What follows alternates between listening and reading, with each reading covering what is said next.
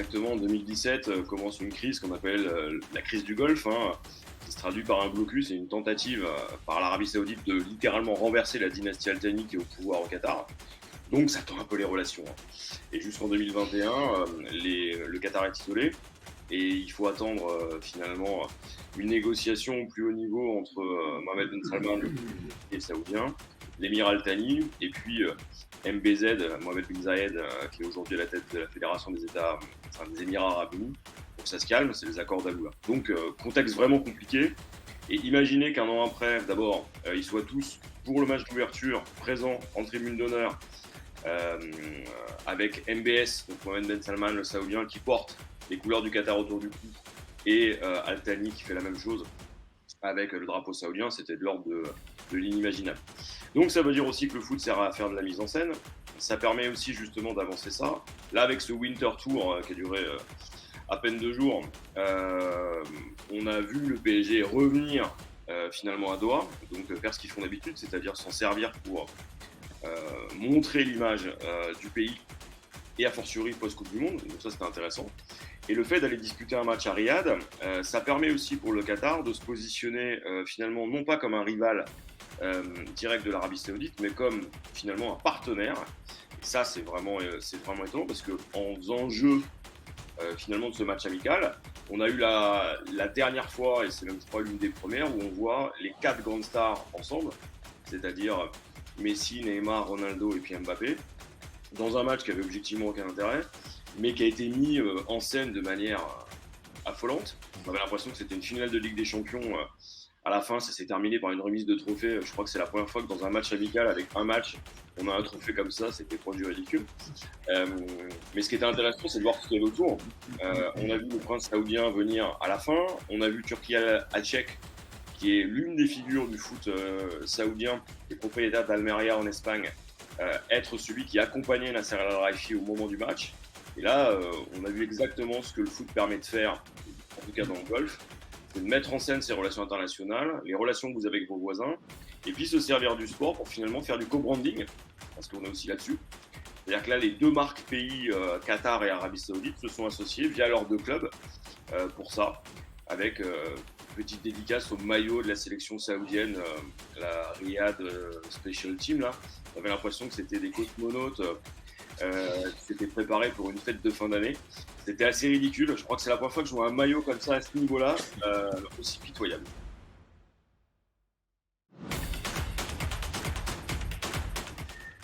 Évidemment qu'il y a d'abord et avant tout le côté financier. Sauf erreur de ma part, il me semble que ce match était prévu déjà l'année dernière et qu'il n'avait pas pu s'effectuer. Donc ça veut dire que ce n'est pas juste un réchauffement lié à la Coupe du Monde. Ça s'inscrit dans cette dimension-là, mais que c'était déjà préparé avant. Et quand Jean-Baptiste parle de partenariat, c'est-à-dire que ces 2 pays ont enterré la hache de guerre pour être dans une relation partenariale, je le rejoins dans le sens où il y a une volonté d'ouvrir le capital, ou du moins c'est une question qui n'est plus tabou sur Bein Sport, qui est un des leviers de la politique soft power du Qatar avec le sport. On voit aussi que l'Arabie Saoudite fait un copier-coller de la stratégie soft power sportive du Qatar, avec les différents événements, mais ils partent de plus loin, de plus tard. Mais si on regarde bien par rapport à cela, c'est dans un contexte où, au-delà du PSG, c'est le monde du sport qui a besoin de cash et qui s'ouvre à ce genre de pratiques. Plusieurs exemples. On a vu là, juste en Arabie Saoudite, on a eu la Super Coupe, la Coupe d'Italie, la Super Coupe d'Espagne, qui se sont baladés quand même du côté de Riyad. On a le Dakar qui, en termes de géographie, Jean-Baptiste, tu dois t'arracher les cheveux tous les jours. Le Dakar est désormais en Arabie Saoudite. Mais il y a mieux aussi, hein. Il y a l'Afrique du Sud qui joue la Coupe d'Europe en rugby, hein. Donc ça ne doit pas être un job facile d'être prof d'histoire géographie. Merci pour ta compassion, j'apprécie. Mais au-delà de tout cela, on a eu aussi les Pistons qui ont reçu les Bulls le même jour à Paris. Ouais. On a des matchs de NFL qui arrivent à Tottenham hier, à Munich aujourd'hui, cette saison. Voilà, donc on voit bien qu'aujourd'hui, les différentes entités sportives ont besoin de cash et elles sont prêtes à ce genre de voyage. Ça, c'est le premier point. Un deuxième point, elles sont aussi dans une recherche d'extension de leur marque de façon globale. La NBA, si elle vient en France, c'est pas par hasard. C'est qu'elle a regardé aussi les statistiques. Déjà, la France est plus un pays de basket que l'Angleterre, ça. Et elle recrute du talent en France. Sincèrement, je suis pas sûr qu'il y ait beaucoup de joueurs britanniques en NBA, alors qu'en France, c'est vraiment un terreau. Et donc, on voit l'intérêt économique pour la NBA, et on voit l'intérêt aussi géopolitique pour la France. Quand on pense que notre président, dans la foulée, a été discuté avec le commissionnaire, on se rend bien compte, au même titre que on a vu l'importance du football, et tu l'évoquais, JB, pendant cette Coupe du Monde, au niveau de géopolitique, entre les différents hommes d'État, y compris le nôtre, hein, qui a pu faire un détour dans le vestiaire. On se rend bien compte que le sport en général, le football en particulier, c'est bien plus qu'une rencontre, même si elle était, et je rejoins Yacine sur un intérêt sportif relatif, elle a d'autres intérêts qui vont bien au-delà de ce match. Maintenant, le vrai sujet, et bon, Yacine a pointé le sujet, c'est que il y a maintenant 3 semaines, je crois, d'une échéance très importante sportivement, où tu n'es pas encore dans une grande dynamique, hein, si on regarde les derniers matchs de championnat.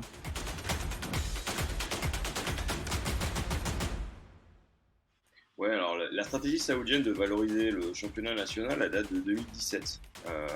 Il avait déjà commencé, hein, on l'avait vu par exemple là dernièrement avec l'arrivée de Banega, et il y avait cette volonté, il y a eu à un moment donné Djabunko, Gomis, etc.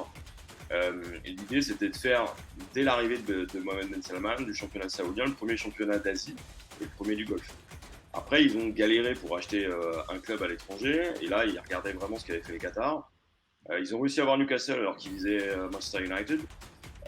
Et avec Newcastle, ils s'en sortent plutôt pas trop mal, hein, quand on regarde les investissements, quand on regarde la stratégie mise en place et leurs résultats. Pour l'instant, ça fonctionne un peu mieux qu'attendu. Après, on verra s'ils vont jusqu'au bout de la stratégie menée par le Qatar et notamment les Émirats Arabes Unis. C'est de s'appuyer sur la MCO, c'est-à-dire avoir plusieurs clubs en réseau. Et aujourd'hui, ça ressemble quand même beaucoup à ça, c'est-à-dire on commence à voir, alors on ne sait pas si c'est vrai ou pas, mais dans le contrat d'Al Nasser qu'a signé Ronaldo, il y aurait la possibilité d'aller jouer éventuellement en Ligue des Champions à Newcastle. Ça a été démenti, ça, JB, par le manager de Newcastle ou l'entraîneur, je sais plus, mais c'est vrai que ça a été démenti. Moi, je me méfie des démentis parce qu'on reste sur des clubs possédés par les États. Et quand le démenti sort, il vous justifie juste le fait que le contrat de 200 millions d'euros, il serait pas lié à ça. J'ai un vrai doute, hein, avec tout l'argent que les Saoudiens peuvent avoir et même la visibilité que ça peut procurer, les relations politiques sur place que ça favorise. 200 millions d'euros par saison pour un joueur comme Ronaldo, il n'y a pas simplement que le terrain. Donc, qu'on soit pas trop surpris non plus si un jour ça arrive. Bon. Mais une fois qu'on a dit ça, faut rappeler quand même que les clubs en Arabie Saoudite sont pas forcément possédés par l'État, mais par des gens qui sont proches de la famille régnante. Et pendant très longtemps, ça a été un championnat qui n'était pas du tout privatisé. L'Arabie Saoudite essaie de le faire. Et donc là, l'idée, c'est de créer des réseaux de clubs. Le PSG, dernièrement, là, a changé quasiment une bonne partie de son staff, avec le départ de Jean-Claude Blanc. Ils ont pris des parts à Braga. Ils commencent à regarder en première ligue. C'est pas la première année qu'on en parle. Il y a eu l'hypothèse Leeds à un moment. Il y a Tottenham. Il y a la possibilité de voir enfin des réseaux de clubs se mettre en place. Plein de raisons. Et c'est là où c'est intéressant. C'est que l'Arabie Saoudite regarde ce que fait le Qatar regarde ce que font les Émirats Arabes Unis. Tout le monde est en train de se regarder en se disant, est-ce qu'on va pas vers la course aux armements? Et beaucoup d'écuries européennes se disent, il y a peut-être moyen d'aller vendre des joueurs là-bas encore plus cher qu'avant. Est-ce que l'Arabie Saoudite serait pas la nouvelle Chine, l'endroit où on a pu voir la Bézi tranquillement siroter des Muay Thai en jouant 4 matchs et en prenant un salaire démentiel? Ouais, juste pour dire que l'Arabie Saoudite, malgré tout, c'est un championnat qui. Il y a du monde dans les stades, c'est pas le Qatar. Et c'est des clubs qui pèsent sur le continent asiatique, c'est-à-dire qu'Al Hilal, à remporter la Ligue des champions asiatique. Ils sont souvent en finale. Là, il y a une nouvelle stratégie en termes de personnalité, mais le football en Arabie Saoudite, c'est pas le football au Qatar ni à Dubaï. Ça compte, ça pèse. Je suis d'accord là-dessus, c'est-à-dire que si on prend Al Hilal par exemple, on le présente souvent comme le Real Madrid asiatique, c'est l'un des clubs asiatiques les plus titrés, c'est le club historique, et après il y a Al Nasser. On est sur des clubs qui ont finalement le même niveau d'engagement par exemple que ceux qu'on peut trouver en Iran, ou finalement avec les grands clubs égyptiens, si on veut vraiment faire une comparaison, on est sur le même niveau, à la fois de performance, de palmarès et de capacité à rassembler les gens. Oui, à peu près ce que vient de dire Yacine, c'est-à-dire qu'en fait, la différence dans ce copier-coller, c'est que jusqu'ici, l'Arabie Saoudite ne considérait pas l'action du Qatar ou de Dubaï réellement parce qu'ils ont un marché entre guillemets autosuffisant. Il y avait une taille de marché suffisante pour se concentrer sur leur propre championnat. Ouais, ils sont 30 millions. Et oui, et donc ça joue et ça a un impact sur la stratégie qu'ils ont pu avoir jusqu'ici. Effectivement, là aujourd'hui, ça tend à s'accélérer parce que aussi ils se lancent dans le soft power du sport tardivement par rapport aux autres. Et quand tu veux avoir une Coupe du Monde, des Jeux Olympiques et autres, t'as le mécanisme des candidatures qui te repousse un peu plus loin. Et puis après, il va falloir trouver des alliés. Gardons à l'esprit que Cher Tamim, lui, il était membre du conseil d'administration du CIO très jeune.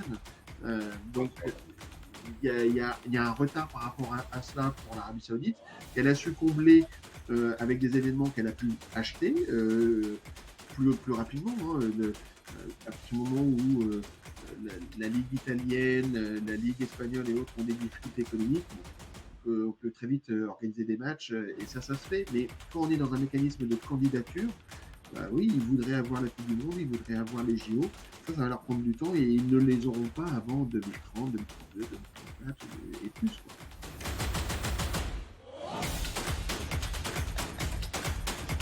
Alors, je pense qu'il faut regarder la stratégie de Newcastle avec un pas de recul par rapport au PSG.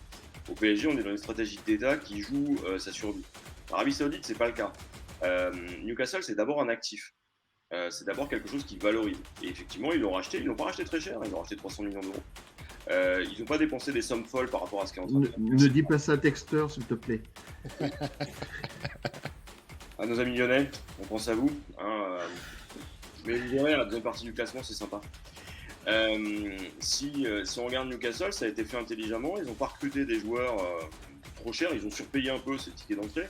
Mais leur objectif, c'est pas forcément la Ligue des Champions tous les ans, c'est tous les 2 ans. Parce qu'ils savent que l'intensité concurrentielle est beaucoup plus élevée en première ligue, que la course aux armements fait qu'aujourd'hui, n'importe quel club anglais, deuxième partie de tableau, peut aller chercher les meilleurs joueurs français. Et puis, vous pouvez même être concurrencé sur certains dossiers par la division 2 anglaise. Et donc Newcastle n'a pas intérêt à non plus rentrer dans cette folie dépensière, parce que ça affecterait l'image de l'Arabie Saoudite. Le Qatar avait une image, dégradée, mais surtout, le Qatar était inconnu en France, très honnêtement. L'Arabie Saoudite, c'est autre chose. Vous êtes sur un État qui est présenté comme l'un des États les plus autoritaires du Moyen-Orient, comme un État qui a dépecé un journaliste dans une ambassade, avec une manière de finalement traiter l'opposition de manière assez expéditive. Là, il y a eu 3 exécutions sommaires parce que des gens étaient opposés au projet Neom, le grand projet fou de Mohamed Ben Salman au nord de l'Arabie Saoudite. Une fois qu'on a dit ça, Newcastle, ils vont essayer d'être les plus raisonnables possibles. Et ils sont entourés justement pour ça. C'est pour ça qu'il n'y a pas de folie. Ils n'ont pas voulu aller chercher des joueurs qui seraient des seconds couteaux pour des sommes folles. Et ce qui est très drôle, c'est que justement, ça leur sert. C'est-à-dire qu'aujourd'hui, on commence à voir les investissements saoudiens comme étant plus raisonnables. Ouais. Très honnêtement, par rapport à ce qu'ils faisaient il y a 5 ans, c'était complètement dingue. Donc, cette stratégie, moi, me semble plus rationnelle. Est-ce qu'ils n'auraient pas tiré aussi les leçons du problème de gestion du PSG ? Est-ce que les problèmes qu'on a, nous, de gouvernance au parc, ils les ont pas tirés au moment où ils ont construit la structure de décision à Newcastle ? Alors, on verra à la fin de la saison, c'est facile de parler sur quelques mois, mais ça semble plus rationnel. Oui, c'est-à-dire que quand tu disais, est-ce que s'ils loupent la Ligue des Champions, ça sera un échec ? Je pense que s'ils ont la Ligue des Champions, ils seront en avance sur leur plan de marche, en fait. Parce que jusqu'ici, ils n'ont pas, contrairement au Qatar qui a racheté le PSG, de toute façon, un grand club à Paris, c'est une obligation d'être européen. Newcastle, quand tu rachètes Newcastle, c'est un potentiel, mais c'est pas une obligation d'être dans le Big Four. Donc s'ils y sont, c'est du bonus. C'est du bonus. Et c'est là, je pense, qu'il y a un élément important. Et dans le sujet de l'image de marque, JB, quand tu disais le Qatar a une image dégradée, donc je pense que le Qatar avait pas d'image tout court au moment du rachat. L'Arabie Saoudite, quand elle rachète Newcastle, elle a une image dégradée, hein, c'est l'image dictatoriale, le journaliste, etc. Et ce que je trouve très intéressant, quand, je ne sais pas si vous avez fait attention à ça, mais quand Cristiano Ronaldo a été présenté au public dans le stade, il a été présenté au public avec une journaliste non voilée. Ouais. Ça peut paraître un détail, mais quand on a tendance à présenter ce pays comme un pays de talibans avec la peine de mort, etc., c'est pas un hasard. Et je pense que, du coup... Non, mais c'est surtout voulu, Vincent, c'est surtout voulu par Mohamed Ben Salman, hein, qui essaye, lui, d'ouvrir le pays. Alors, c'est paradoxal avec ce que disait Jean-Baptiste sur, effectivement, l'assassinat du journaliste en ambassade turque. C'est-à-dire que d'un côté, tu as l'image d'un Mohamed Ben Salman qui essaye de montrer au monde qu'il veut ouvrir l'Arabie Saoudite et qui a notamment allégé un peu les droits des femmes en Arabie Saoudite, qui essaye d'ouvrir un peu son pays, qui a réouvert les cinémas, qui a autorisé plein de choses qui étaient interdites sous le règne de, je crois que c'était son père, ou enfin, je sais pas, parce que c'est tellement compliqué le règne saoudien. Et puis effectivement, d'une part, t'as ce que tu viens de dire, Vincent. Vas-y, je te laisse finir. Mais, en fait, c'est pas paradoxal. Je pense que c'est lié. C'est-à-dire que ils sont rendus compte qu'ils sont allés peut-être un peu trop loin sur ces sujets-là et dépecer un journaliste, c'est quand même aller très loin. Et donc du coup, ils sont plutôt dans une campagne de respectabilité, de regagner de la respectabilité. Et donc du coup, c'est un autre levier de soft power. C'est un autre volet du soft power. Ils ont repris la tactique du Qatar, mais ils n'ont pas nécessairement le même objectif. L'Arabie Saoudite était bien connue bien avant, donc c'est pas le sujet. En revanche, dire que, par exemple, le sujet de la candidature Coupe du Monde, je ne sais pas si tout le monde l'a à l'esprit, mais de dire, nous, on va faire une candidature avec l'Égypte et la Grèce. C'est pour 2030, Vincent, 2030 ou 2032, oui, je sais plus. 2030. C'est pour... en soi, imaginons 30 secondes, le symbole que ça pourrait être, parce que déjà, on a déjà vu des Coupes du Monde multi-pays, certes, mais pas multi-conférences. Là, ça serait Afrique, Europe et Asie, ce qui serait un signal assez incroyable, ce qui permettrait de contrebalancer de Qatar 2022, qui était la première Coupe du Monde dans le monde arabe. Et là, il serait sponsor des infrastructures en Grèce, par exemple. Parce qu'on sait que la Grèce n'a pas la capacité de se les construire. Et donc, je crois qu'à travers le sport, ils viennent chercher non pas une notoriété, ils l'ont, mais une respectabilité. Ouais, alors il y a plusieurs choses. La première, c'est qu'il ne faut jamais oublier que l'Angleterre, pour les Anglais, le championnat anglais, c'est au-dessus de la Ligue des Champions. Oui, donc, participer à la Ligue des Champions, ce n'est pas une obligation. Si tu le fais, c'est bien. Si tu la gagnes, c'est bien. Mais le championnat anglais a plus de valeur que la Ligue des Champions. La deuxième chose, c'est que les Anglais ont récupéré le retard qu'ils avaient, entre guillemets, quand je dis le retard, c'est à l'échelle anglaise, sur les droits télé à l'étranger. Donc, il y a encore plus d'argent dans les droits télé en Angleterre qu'il y en avait avant. Et il ne faut pas oublier que ces droits télé viennent aussi du fait que la Première Ligue est diffusée partout. C'est le championnat qui est le plus regardé. Ce qui veut dire qu'en fait, ta visibilité, là où le PSG a besoin de la Ligue des Champions pour avoir la visibilité, en fait, Newcastle n'a pas besoin. Et c'est donc une stratégie qui est totalement différente. Et ensuite, tu as effectivement, je pense moi qu'il y a le soft power et la comparaison avec le Qatar, elle est importante parce que je pense qu'ils viennent avec cette idée de ne pas marcher sur les autres en disant on va acheter des stars et on va vous écraser avec notre argent, mais plutôt de construire proprement, correctement, on va dire, même s'ils ont les moyens, en le faisant, voilà, en gros, par étape, sans aller trop vite et sans, encore une fois, faire comme le Qatar, c'est-à-dire marcher, genre en gros, on achète Zlatan, on achète Messi, on achète Neymar, on achète Mbappé. Nous, on prend les meilleurs et on va vous montrer, tu vois. Eux, ils ont une stratégie parce que, mais encore une fois, ça vient aussi du fait qu'ils achètent en Angleterre. Si tu achètes en France, s'ils avaient racheté n'importe quoi, Lyon ou Bordeaux, ils auraient été obligés d'avoir une stratégie légèrement différente parce que la visibilité du championnat de France, c'est pas la même. Parce que la compétitivité du championnat de France, c'est pas la même. Donc, voilà, ils ont trouvé le bon club parce qu'ils ont aussi acheté un club. Ils n'ont pas acheté Stoke City. Newcastle, c'est un club historique. Oui, un très beau stade. Voilà, un très beau stade. Une vraie fan base, beaucoup de supporters. Voilà. Donc, voilà, tout ça, je pense qu'eux ont adopté une stratégie différente parce qu'ils peuvent le faire, mais une stratégie aussi qui peut-être plus, pas dire plus intelligente parce qu'en fait, il n'y a pas de plus intelligent, mais ils ont le temps en fait. Voilà. Encore une fois, ils ont le temps. Comme tu le disais, Yacine, c'est peut-être aussi déjà plus important pour eux déjà d'exister d'abord en première ligue et après peut-être essayer de faire un coup en Ligue des Champions. J'ai vu un commentaire qui était assez amusant qui dit vous vous rendez compte que d'un côté il y a Cristiano Ronaldo qui est entraîné par Rudy Garcia et de l'autre Léo Messi qui est entraîné par Christophe Galtier. C'est vrai que 2022 c'est un peu surréaliste.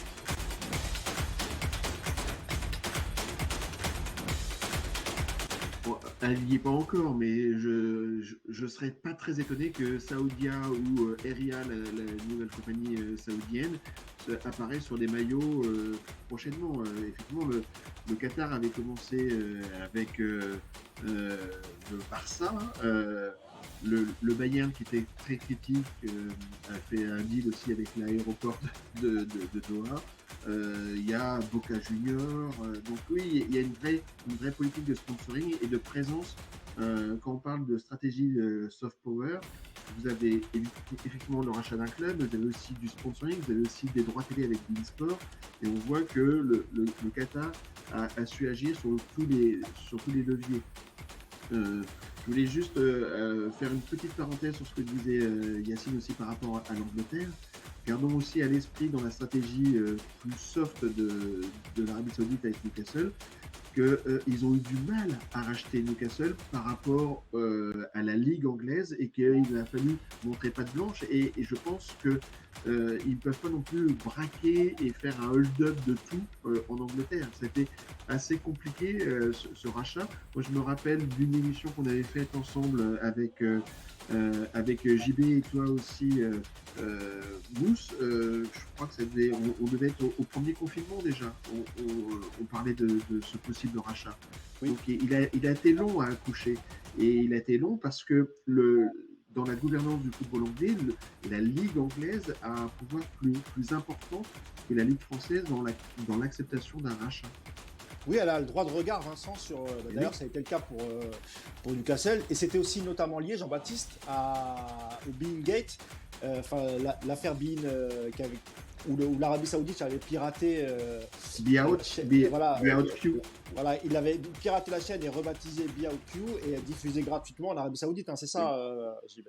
Alors, il y avait ça, et puis il y avait aussi justement les conséquences de l'affaire Jamal Khashoggi et de la guerre au Yémen, c'est-à-dire que les difficultés de rachat étaient liées à trois choses: la mobilisation des ONG sur place, des supporters qui ne voulaient pas être associés à un régime autoritaire. Je rappelle que l'Angleterre, loin des caricatures, c'est quand même le berceau de la démocratie parlementaire, et que donc derrière, à un moment donné, ça avait choqué qu'un régime comme l'Arabie Saoudite arrive au regard de ce qui s'était passé. Hein. Personne n'a oublié le Carlton, et là encore une fois, on est loin des stéréotypes. C'est-à-dire le moment où Mohamed Ben Salman a rassemblé tout le monde dans un hôtel et a demandé à la totalité des acteurs saoudiens de faire une partie de leur fortune en échange de leur liberté. Et donc c'était aussi pour ça que Newcastle a été dur à racheter. Et quand Newcastle a été racheté, la totalité des acteurs de la Première Ligue n'avaient pas été mis au courant l'année suivante. Et ça a posé un vrai problème de gouvernance, ça a tangué pendant quelques semaines.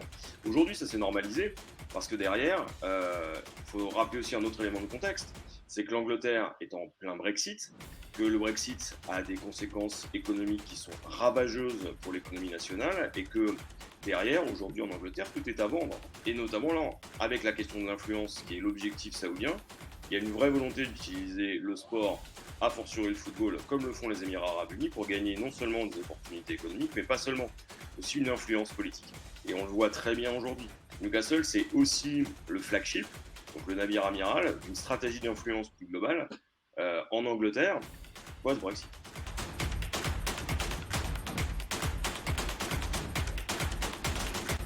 Moi, je crois que oui. Moi, je crois que oui, parce que déjà, encore une fois, le symbole de dire on est prêt à ouvrir le capital de beIN Sport pour l'Arabie Saoudite, c'est pas anodin. Et puis il faut se remettre à des choses en proportion. Ils ont une frontière, c'est la seule frontière que le Qatar a avec un pays, une seule frontière terrestre, j'entends. Avec l'Arabie Saoudite, et que c'est le grand frère, pour pas dire le papa. Donc c'est un sujet qui est important, et normaliser des relations qui ont été très tendues sur les 5 dernières années, mais elles ont toujours été tendues depuis l'arrivée du père de Tamim, c'était au début des années 90. Donc oui, je pense qu'ils ont intérêt, ou ils cherchent à détendre leur relation. Moi, ce que je vois aussi, je suis d'accord avec Vincent, c'est-à-dire que quand on regarde les rapports des deux États et quand on se rappelle de l'histoire de ces deux territoires, moi je m'attendais vraiment avec ce match à ce qu'on ait certes une mise en scène, mais peut-être aussi des annonces. Alors on voit l'arrivée potentielle de Navas justement à Al Nasser pour remplacer Ospina. Moi je m'attendais à ce qu'on en sache un peu plus sur le cas BeIN. Et s'il y a un rapprochement, c'est-à-dire il y a une ouverture du capital de BeIN au Public Investment Fund saoudien, là on aura vraiment une approche qu'on qualifie en général de coopétition. C'est-à-dire on a de la coopération d'un côté, on a de la compétition de l'autre, et on est dans cette logique de partenariat concurrentiel. Et imaginez simplement, eu égard à leur force de frappe, ce que ça peut représenter pour le sport mondial. Dans tout ce qu'on est en train d'évoquer, il y a une chose qu'on n'a pas encore mis dans ce débat-là, c'est la volonté de la FIFA de faire une ligue mondiale. Alors, on parlait de la Super League, on a longtemps parlé de la Super League. Tout le monde est contre, la FIFA est contre, sauf si c'est elle qui l'organise. Et elle a l'idée de faire une Coupe du Monde des clubs à horizon 2025. Une Coupe du Monde des clubs, c'est forcément les vainqueurs des Ligues des Champions des différents continents. Et donc, dire demain, aller dans les pays du Golfe, c'est une pré-retraite, ça dépend. Parce que si c'est une Ligue des Champions mondiale, il y aura des clubs d'Asie qui joueront contre les clubs d'Europe. Donc ça, je pense qu'il ne faut pas non plus l'écarter dans le radar de la réflexion. Sachant que si vous prenez aujourd'hui le classement du championnat saoudien, Al Nasser est premier, et qu'aujourd'hui ça veut dire qu'ils vont aller potentiellement en Ligue des Champions asiatiques avec l'effectif qu'ils sont capables de construire. Vous êtes sur un candidat potentiel à un Final Four sur la compétition Brand des FIFA. Exactement. Est-ce que ça va exciter Ronaldo, ça, une Champions League asiatique peut-être hein c'est un titre majeur en Asie. Ça ferait de lui le premier footballeur avec un ballon d'or depuis Stoïkov à être capable de jouer, parce que Stoïkov il a fait quelques matchs. Ça ferait de lui le seul ballon d'or à avoir gagné des compétitions majeures sur plusieurs confédérations.